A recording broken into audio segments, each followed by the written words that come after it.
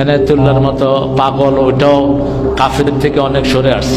অনেকে বলে আব্বাসী সাহেব কথায় কথায় কাফের বলে, আমি কাফেরকেই কাফের বলি। তোমরা কথায় কথায় কাফের হও, আমি কথায় কথায় কাফের বলি।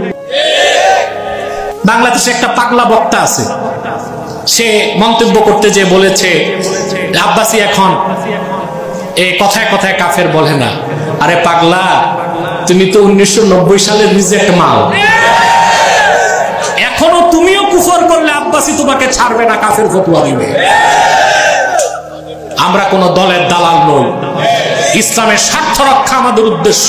এই যে আমার হাতে কোরআন, আল্লাহ আমাকে দেখছেন, আল্লাহকে সাক্ষ্য রেখে বলছি, যারা হাদিসকে অস্বীকার করে আহলে কোরআন দাবিদার, খোদার কসম তারা কাফের।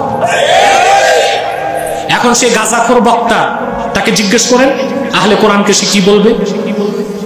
এটা কি আমার ফতোয়া?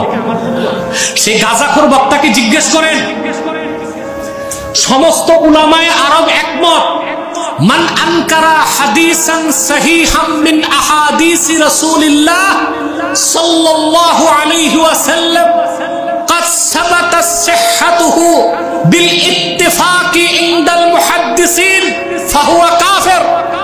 রাসূলুল্লাহ সাল্লাল্লাহু আলাইহি ওয়াসাল্লামের একটা সহিহ হাদিস যা সকল মুহাদ্দিসদের নিকট সহিহ, এরকম একটা সহিহ হাদিস যে অস্বীকার করবে সে কাফের। এই ফতোয়া শুধু আমার না, আরবের উচ্চ উলামা পরিষদের সকল আলেমের ফতোয়া, আব্দুল্লাহ বিন বাজের এই ফতোয়া, শেখ সালেহ আল উসাইমিনের এই ফতোয়া, এখন সৌদি আরবে উচ্চ উলামা পরিষদ যারা আছে তাদের এই ফতোয়া। অতএব যারা আহলে কোরআন দাবিদার, তারা বুখারী মুসলিম সহ একটা হাদিস তো বিশ্বাস করে না, সে আহলে কোরআন দাবিদাররা মুসলমান না কাফের? চিল্লায়ে বলো, মুসলমান না কাফের?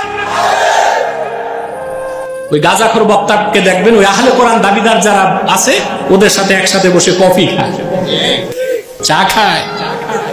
বেটা, গাজা যে খাইছো মাপ মতো খাও নাই, আর যা খাইছো তা তো মেয়াদ উত্তীর্ণ গাজা। তুমি কারে নিয়ে খোঁচাখুচি করো? সাবধান করে দিচ্ছি, তুমি যাকে তাকে নিয়ে যা খুশি তা বলবা না। এমনি তো পচে গেছো, তারপর তোমার অবস্থা হবে কেরোসিন। সাবধান হও, আদব নিয়ে কথা বলো। তোমার তো পড়াশোনার বহর কিতাব জানা আছে, গাইতে গাইতে গায়ক হওয়া যায়, আলেম হওয়া যায় না।